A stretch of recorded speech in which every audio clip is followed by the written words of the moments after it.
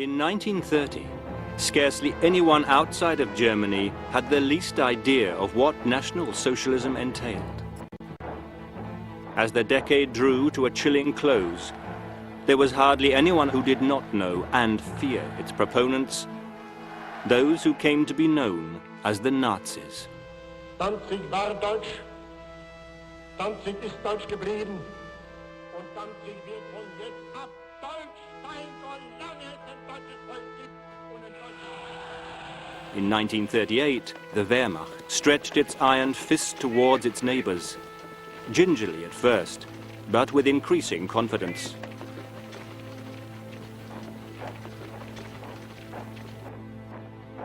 In March, German troops were in Vienna, bringing Austria back into the Reich.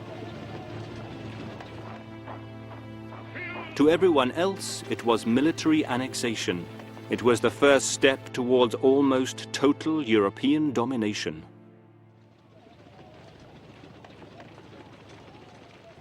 Both Britain and France failed to understand what was happening.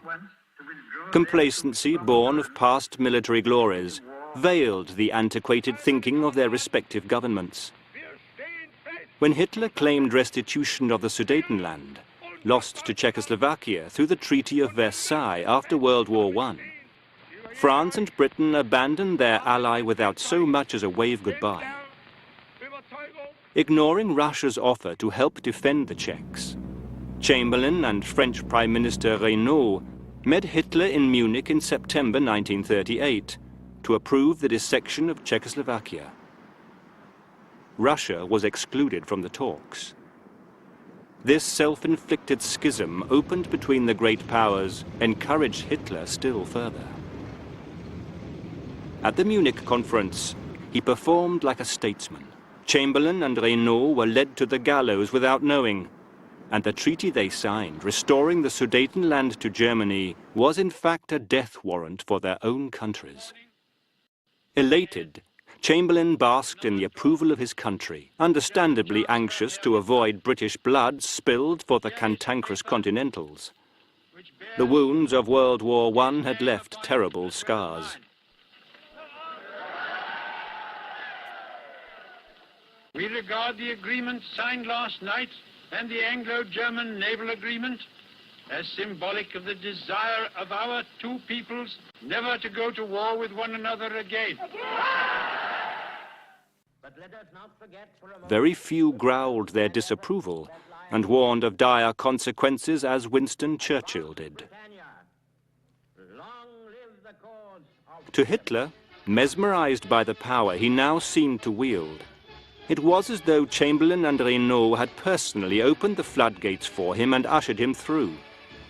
He did not need a second invitation. The wave became unstoppable.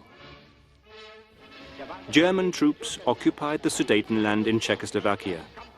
By the end of the year 1938, the Nazis' hate campaign against the Jews had rampaged through Germany, where property was smashed, looted, confiscated, and non-Aryans arrested. The road to Auschwitz was free. By March 1939, Hitler had taken control of the whole of Czechoslovakia. Breaching the terms of the Munich Agreement, his attention was now on Poland.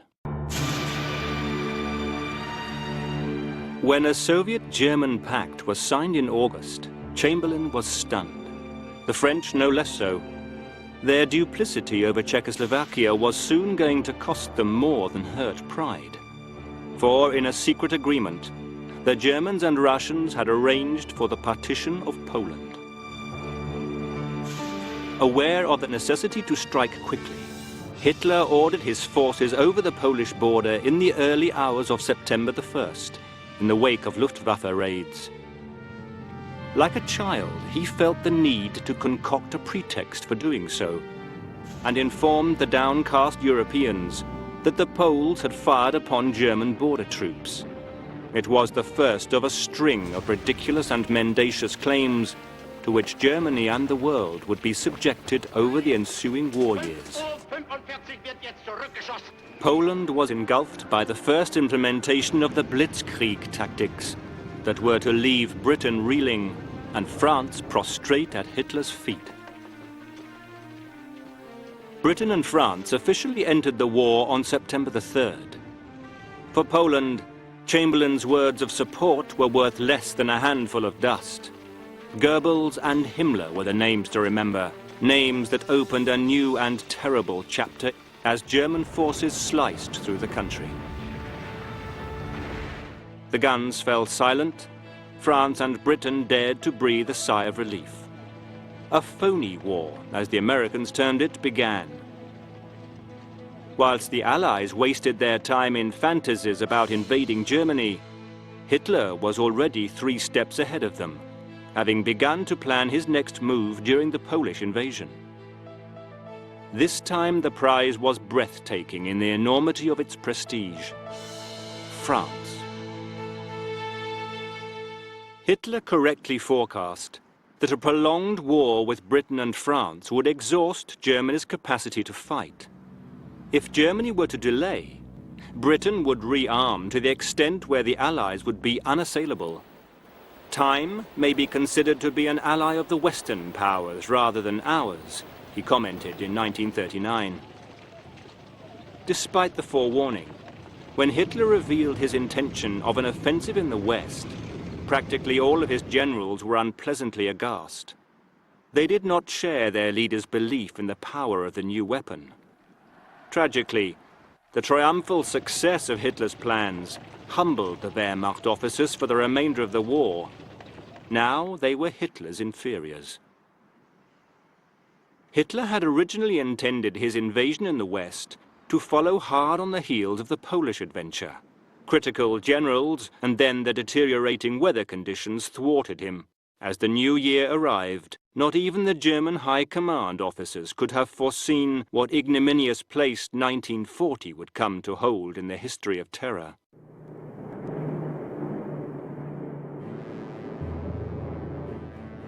On January the 10th, a plane carrying a German major and the entire set of plans for the Western attack fell into Belgian hands when the pilot lost his way in icy weather and was forced to land in Belgium. Goering ranted, Hitler stayed calm, displaying the level-headed thinking that would have saved countless lives had he reacted equally dispassionately in later war years. Having rejected the option of immediate attack, he simply replaced the invasion plans for the Western Front using Manstein's strategies. Erich von Manstein was Chief of Staff of Army Group A and widely considered to be one of the ablest of the younger generals. The main thrust of the attack would be in the Ardennes region. Shortly after the code word Danzig crackled over the field radios, 4,000 German airborne forces descended on Holland, backed up by 30 German divisions. Land forces crashed over the Dutch border and advanced into Belgium and Luxembourg. Of the 4,000 parachute troops, there were only 180 casualties, a telling affirmation of their efficiency. The invasion had already been underway for 2 hours before the French commander-in-chief, Gamelin, was roused from his slumbers by officers still skeptical that the attack was noteworthy. The Belgians, rocked to their heels, belatedly invited the Allied forces to take up positions on Belgian soil. Holland and Belgium had remained rigidly neutral, and any defense was inevitably going to be improvised at best, and at worst, haphazard. As the British Expeditionary Force moved into position, it was going, tragically, where Hitler wanted it to.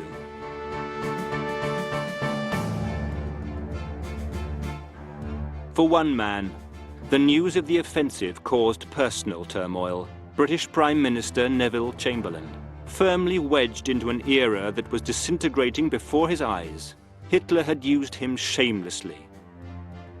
Already ill, the confidence of the British people lost to him. He resigned on May the 10th. A broken man, he did not live to see the end of the year. Little did the man who followed Chamberlain into number 10 Downing Street know that he was destined to save Britain, and with her, crack open and destroy the iron shell of Nazi hegemony in Europe. His inheritance was a world that was falling apart.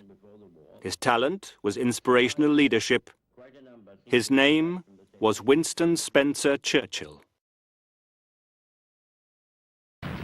As Chamberlain left number 10, Hitler watched his daring brinkmanship bring dramatic results.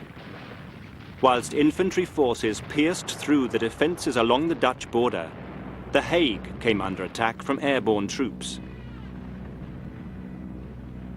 The Luftwaffe, numerically superior to the Allies at this point, increased the confusion. Help was little better than ragged, and the battle for Holland lasted just 4 days. With the bombing of Rotterdam, the Dutch capitulated on May the 14th. In a parallel offensive, a brilliant tactical stroke robbed the Belgians of their main defensive position at Ardennes, a supposedly impregnable fortress with a 1,200-man garrison. German gliders landed 78 troops, who pinned down the Belgians until ground troops arrived. Only 6 German soldiers were killed before the fortress was taken. The fall of Ardennes was a severe blow to French defensive planning. Allied forces were immediately sent to bolster the Belgian lines. No one realized that the reason these forces were not being hit by the Luftwaffe was that they were walking headlong into a gigantic trap. Inadvertently, the French High Command's redeployment of these forces, 3 French armies and the British, opened the way for one commander of the Panzers to achieve his objectives in spectacular style.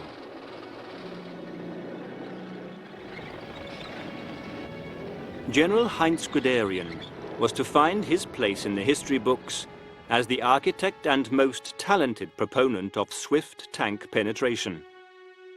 Without his single-minded devotion to rapid tank incisions behind enemy lines, France may well have withstood the German onslaught.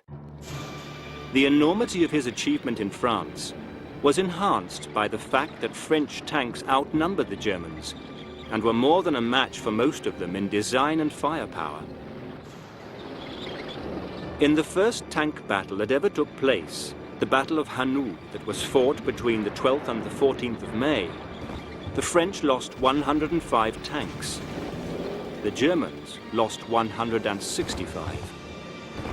It was to prove a hollow victory, for whilst the French were warding off the German attacks in Belgium, German forces had crossed 70 miles of thick woodland and difficult terrain in the Ardennes to emerge at the French border on the Meuse River on May the 12th.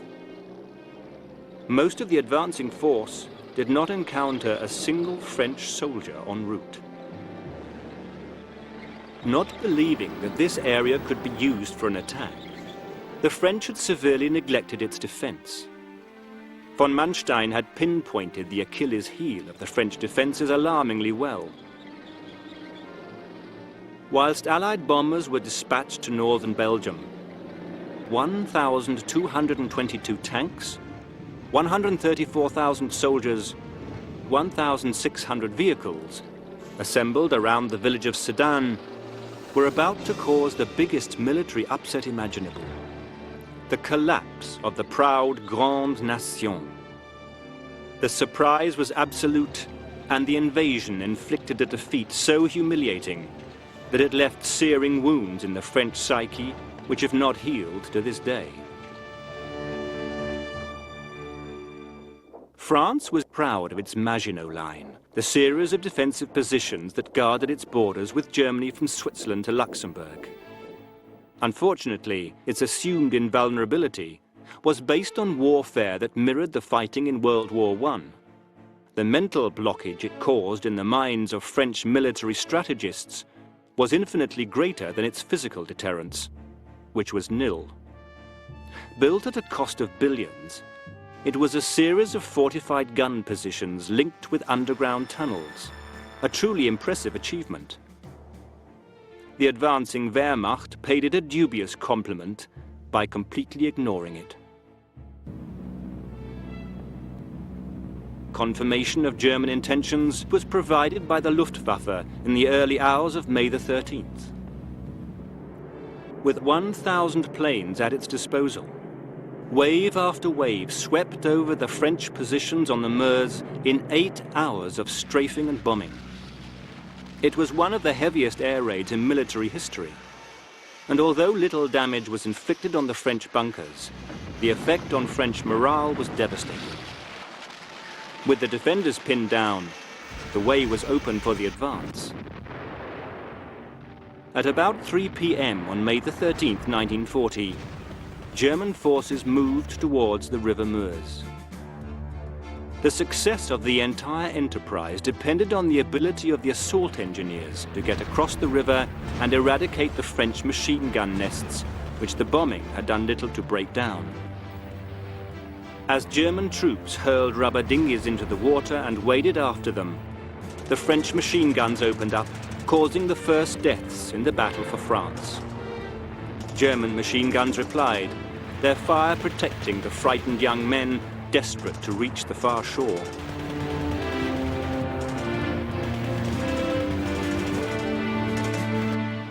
French artillery soon began to hamper the crossings and wiped out the boats of an entire division, one of 3 based at the town of Sedan.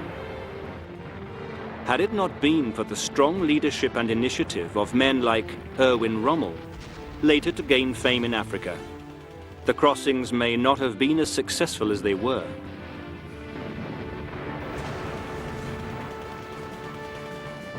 The French defenders were able to prevent the Germans from crossing in large numbers during the first 24 hours. Nonetheless, by the end of the day, 3 German bridgeheads had been established, and a wedge 5 miles deep pushed into France. Only then, far too late, did the French become aware that they were staring down the gun barrels of the main German invasion force. Guderian's 3 panzer divisions were over the river by the afternoon of the 14th, and already turning westwards. A belated French counterattack was repulsed, and his path through France to the Channel coast lay undefended before him. The only barrier he now had to surmount was the doubt of his superior commander, von Kleist. In a heated argument over the telephone, Guderian wrangled a 24-hour window of advance from him, perhaps the most vital 24 hours in the entire war. That evening, French Prime Minister Reynaud made a telephone call to Churchill, describing the situation as very serious. Churchill could not appreciate the monumental crisis crouching behind those 2 words.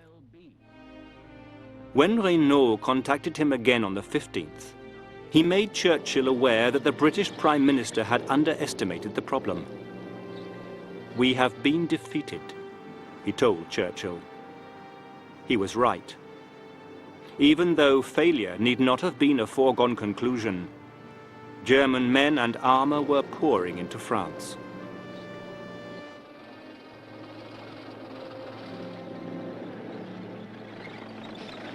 Churchill was stunned.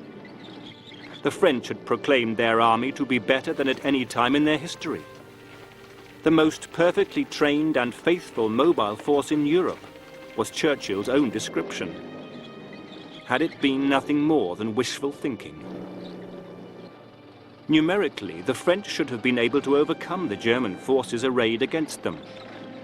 5 million trained men were available for mobilization.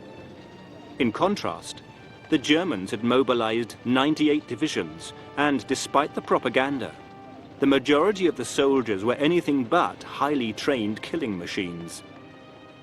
During the Polish campaign, many had been in service for barely 1 month. Air Marshal Dowding was implacably against sending more RAF planes to France. The defense of Britain would be compromised, he argued successfully.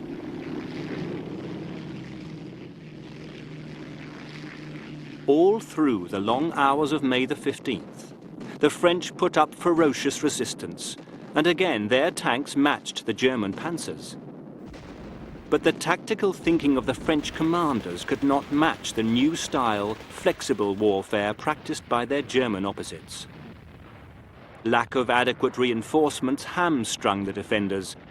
Roads choked with retreating soldiers or refugees slowed deployments, and any Allied counterattacks were dispersed without too much difficulty. One despondent commander of the French Ninth Army in the Ardennes wrote that everything, communications as well as the course of the fighting, was in utter chaos.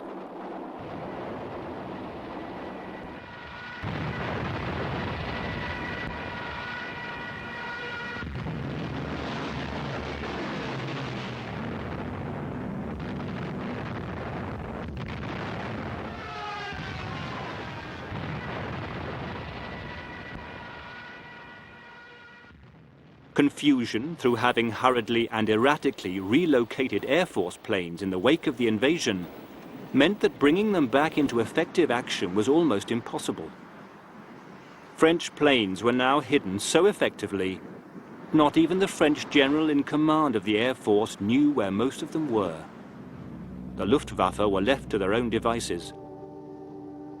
There had been a desperate air raid by 170 French and British bombers over Sedan on the 14th. 85 of the Allied pilots never returned to base. In any case, Guderian's actions made the battles flaring behind him practically irrelevant.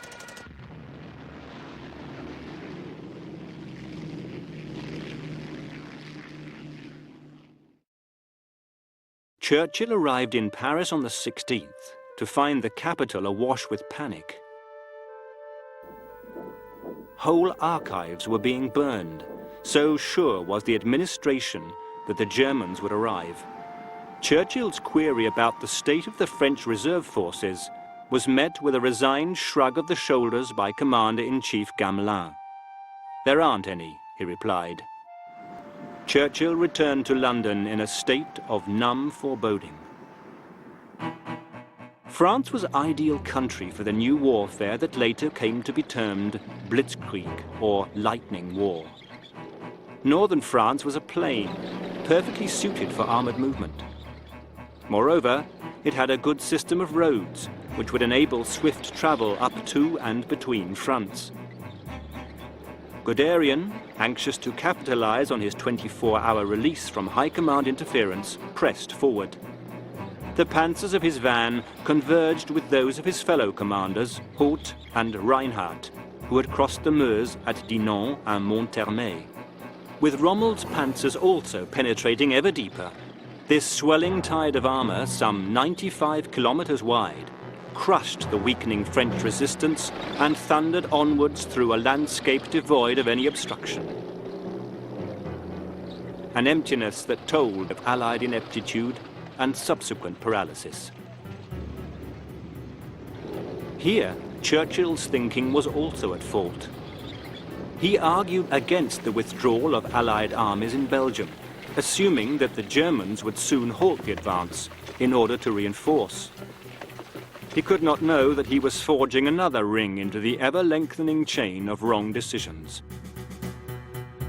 On the day Churchill arrived in Paris, the 16th, Rommel was responsible for one of the most daring feats of the campaign. Splitting off 2 tank battalions from the bulk of his forces, he thrust forwards with them, leaving an ever-widening corridor between himself and his front-line armor. With solid determination, he drove through the day and the night, avoiding towns, until he came to Le Cateau at 6 a.m. the following day. He had covered 110 kilometers.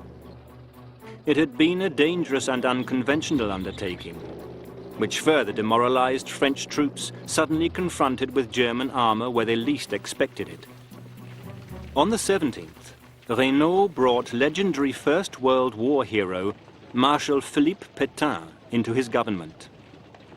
Pétain had no illusions that his country was already lost, and that he was only to arrange peace terms.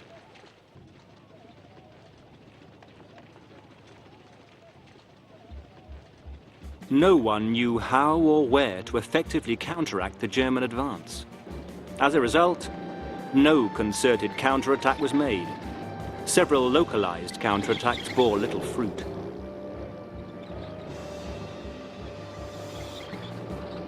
Colonel de Gaulle, later to find fame as President of France, launched an attack on Guderian's panzers with a cobbled-together group, the 4th Reserve Armored Division. It caught the Germans unawares, but met the same fate as all the other assaults, being quickly swept aside.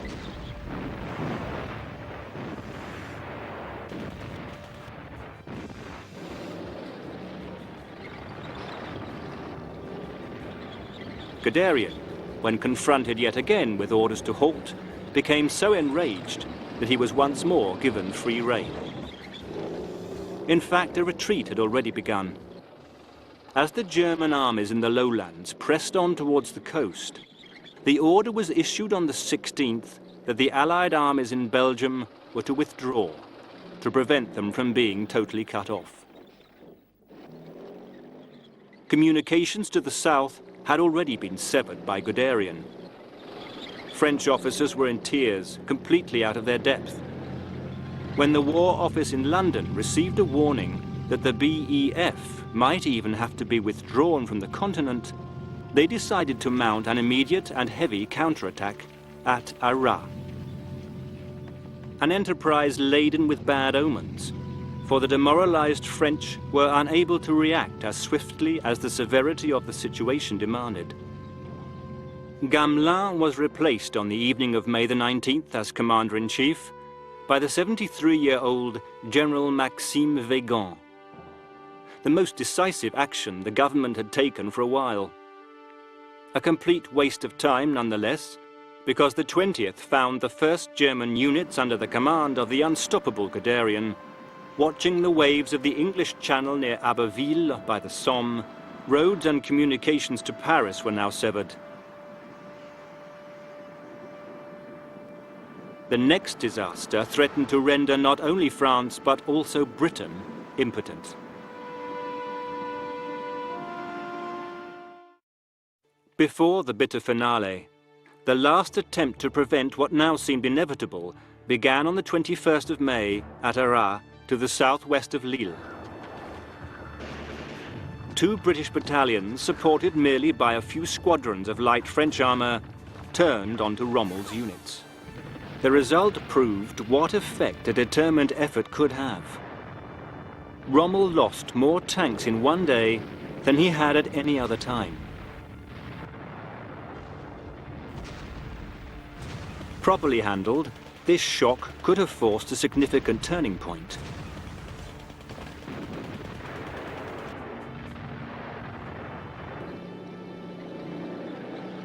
Weygand enthusiastically threw up smoke screens, offering large divisions of non-existent troops to attack in the south.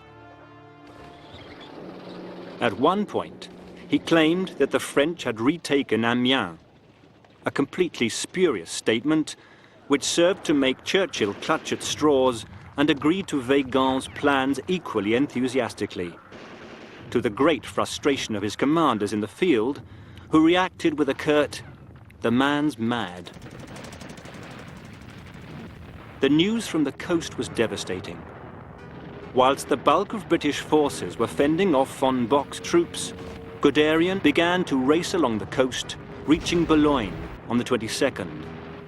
As Guderian prepared for the thrust into Dunkirk, most of the BEF troops were many miles distant from the town. Had he moved, the BEF would have been forced to capitulate intact, an extraordinary coup for Hitler. What the Führer then did dumbfounded everyone, and his extraordinary decision made it possible for Britain to resist the Wehrmacht for long enough to eventually bring about his downfall. Hitler ordered his panzers to stop their advance. Guderian was thunderstruck. The air was thick with demands, questions and protests, all to no avail. The order had come from the Führer himself. Nothing could be done. For 3 days the panzers were idle. 3 days crucial to Britain and the world. To this day, the puzzling reason behind Hitler's Haltebefehl, the order to halt, cannot be accurately explained. Chief of Staff Halder noted that his leader was in a state of high tension, continuously flying into rages at his generals, whom he believed to be on the verge of sabotaging the whole campaign. Despite Hitler's wary admiration for the British, he certainly had no intention of sparing them. He believed Goering, who, not for the last time in the war, misleadingly boasted of the prowess of his Luftwaffe. They could easily finish off the trapped Allied forces, he told Hitler. A more likely explanation was the altered role being attributed to Army Groups A and B, which required time for adjustment of forces. Although the order was intercepted by the British and French, it had no effect on their actions. It was almost as though the stroke of good fortune in the chaos had mesmerized them. Optimism that the attack at Arras had stoked had evaporated by the night of the 23rd to the 24th. The decision to remove the troops from the untenable salient was made. In contrast, the BEF and the troops trapped with them were now in the grip of an unfolding tragedy, a race to fall back on Dunkirk before the Germans cut them off from the sea.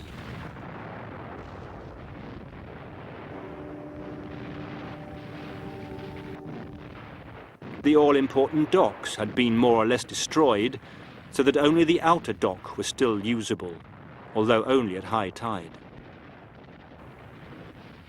Churchill had already given the go-ahead for assembling a fleet of smaller vessels to help in the battles the previous week. The Admiralty codenamed the project Operation Dynamo. A message had been broadcast on BBC radio asking for owners of private boats to register with the Admiralty. No one could have envisioned the extraordinary feats that those boats would accomplish in the trials ahead.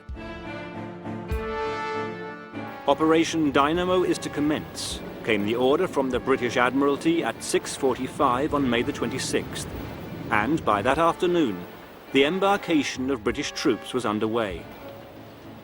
The French were predictably angered when they found out, and Weygand refused to order French troops to escape until 3 days had elapsed. They were to defend the bridgehead, from which the British had estimated that only 45,000 of the 200,000 trapped men could be rescued in the first 2 days before the Germans closed in. Further inland, 7 French divisions doggedly defended their positions and the British retreat until they simply ran out of ammunition. What took place on the waters around Dunkirk in the dark days between the 26th of May and the 4th of June 1940 has gone down in history as a remarkable episode of stoic endurance in the face of adversity. It marked one of the greatest triumphs of the indomitable British spirit in the history of the British Isles. 40 destroyers were ready to defend 129 merchant and passenger ships already designated for the evacuation. From the 31st, following a BBC radio broadcast detailing the drama unfolding on the beaches in France, an incredible armada of small vessels, from rowing boats and yachts to fishing boats and fireboats, launched onto the English Channel from along the British coast heading for Dunkirk. Their brave contribution was small in terms of numbers rescued, but immeasurable to the soldiers' morale, and the legendary spirit of Dunkirk they represented was to sustain the British in the dark months ahead. The men leaving France did not know just how fortunate they really were. The slaughter of 2 groups of British prisoners by the SS on the 27th and 28th of May showed the world the atrocities still to come under the barbarity of the National Socialist regime. Only the thick pall of smoke that deceived the Luftwaffe into believing they had destroyed more than they actually had prevented even greater death and injury. The decision was made to start evacuation from the beaches. As these sloped gently into the sea, this meant that smaller vessels would have to run the gauntlet and come in as close as possible to ferry the men to the larger ships. The miracle was about to begin. On the second day of Operation Dynamo, nearly 12,000 men were taken from the harbour, together with 6,000 from the beaches. Still not enough to make total evacuation feasible before the Germans broke through.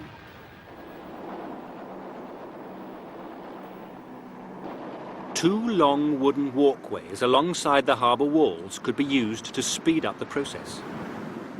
The rickety open planks and the 16-foot difference between tides made embarkation a dance with death, but the numbers being taken on board jumped impressively. On the 31st, 68,000 men were rescued, the highest number on a single day. One of the creaking walkways enabled 200,000 men to escape before the operation ceased.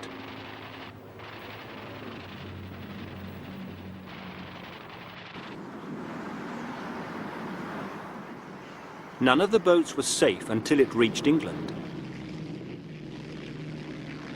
It was the Luftwaffe who posed the greatest threat. The situation was made all the worse when, for 2 days, the British Admiralty withdrew all its modern destroyers, fearing to lose them, after 4 destroyers had been put out of action on one day.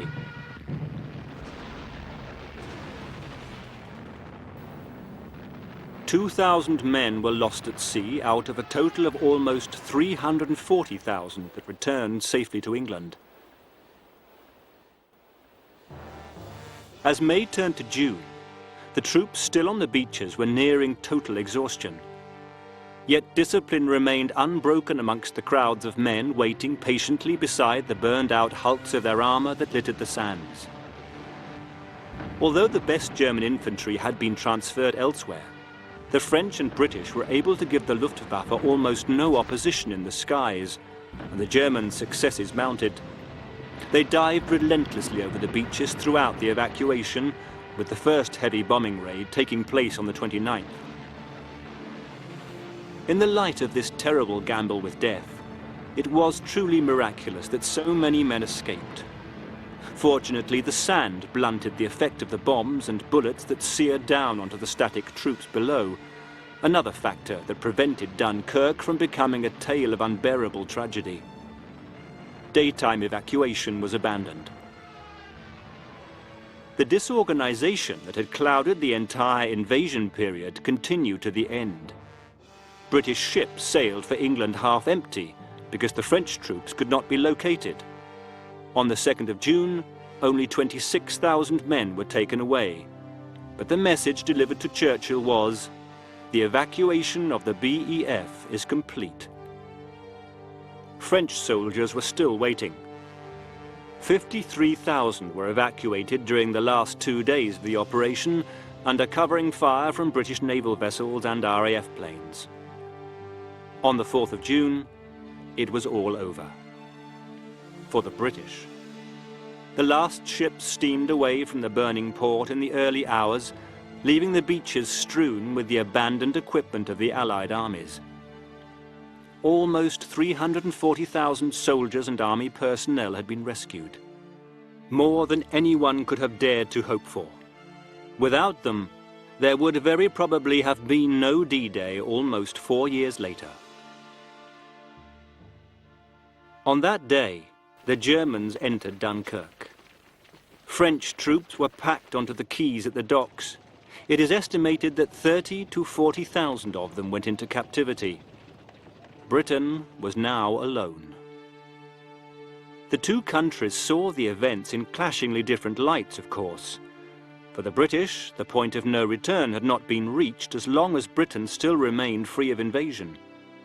For the French, it had been all or nothing. In France, opinion was divided as to whether to continue the fight. 1.5 million men were still under arms, a force that could have achieved a great deal. There were also huge reserves of aircraft and men in North Africa. The possibilities were tantalizing, except that the French had lost their nerve and were critically short of time for decisions. None were made. Paris was bombed on the 3rd of June, and Plan Red, Hitler's scheme for the final downfall of France, swung into action on the 5th. French troops were severely outnumbered by this time. There were pitifully few mobile reserves left.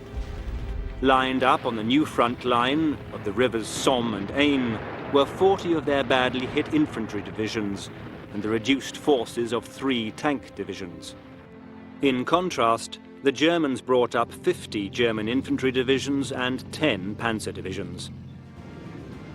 Rouen was taken by German troops on June the 9th. The Germans began their advance into the Champagne region. Once the infantry had broken the French lines, the panzers again stormed ahead, reaching the Swiss border and cutting off the defenders in the Maginot Line. The now ignominious fortress was attacked from the French side. It soon capitulated, a useless monolith that represented all that had been wrong in the French prosecution of their defense. The French soldiers fought on, dying and injured, whilst the government abandoned Paris for Tours, dragging a mass exodus of Parisians in its wake. Weygand, no doubt more fearful of the fate of the architecture than his country's troops, ordered that the capital should not be defended. Nothing could prevent the victorious Wehrmacht driving on to claim its greatest prize. The date that is burned into the collective memory of the French is the 14th of June 1940, the day German troops filled the streets of Paris. Weygand was soon informing his ministers that an armistice was the only course left to them. When Pétain agreed, adding that he would not leave French soil even if ordered to do so, it was clear that France was fatally divided and its downfall imminent.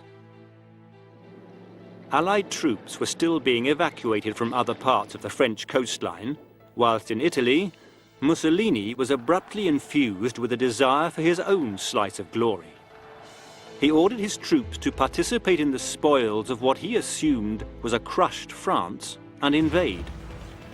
He was dealt a powerful and swift repulsion by the French troops in the south, who were more ready than their political leaders to stand and be counted.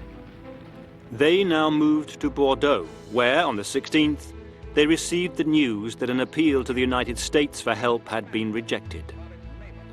Only Prime Minister Reynaud possessed the will to fight on.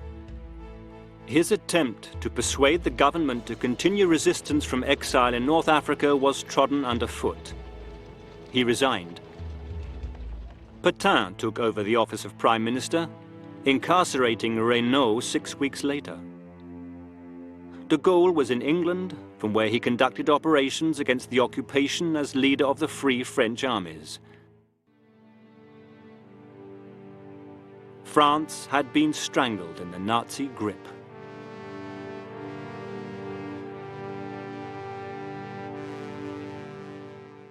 Pétain transmitted a request for an armistice as German troops entered the Rhone Valley. It was announced 1 day later on May the 17th. He was permitted to form a puppet government in Vichy. The hero of Verdun would from then on be tainted with the stain of collaboration with the Germans.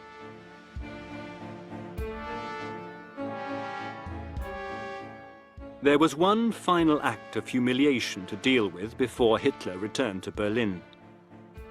The signing of the armistice after the 1914-1918 war had taken place at Compiègne in a railway carriage. The carriage still existed.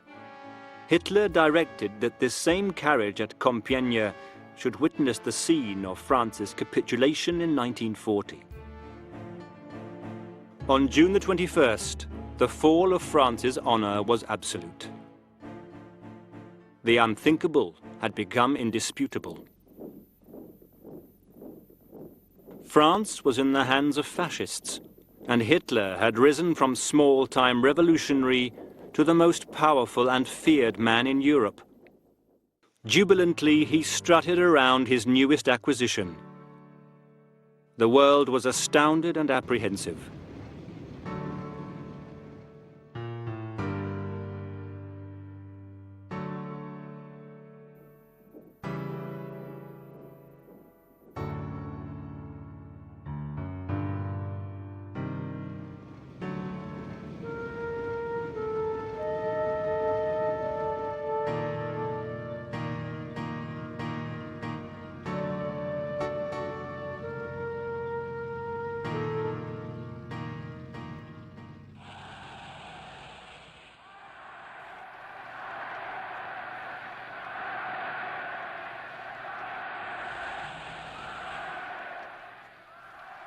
When he returned home, Hitler was greeted with wild enthusiasm.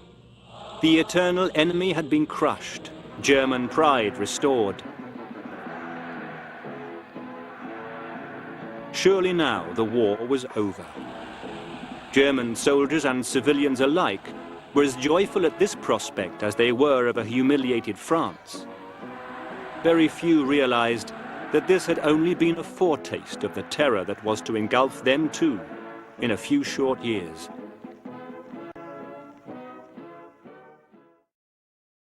The fall of France left Britain in a perilous situation. The country prepared itself for the expected invasion.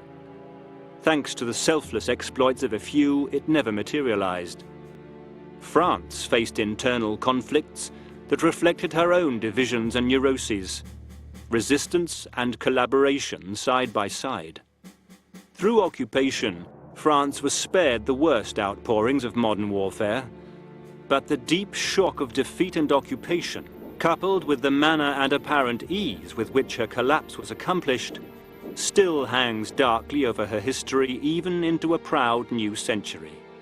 France had been the backbone of the Continental armies. Without her, the future looked bleak.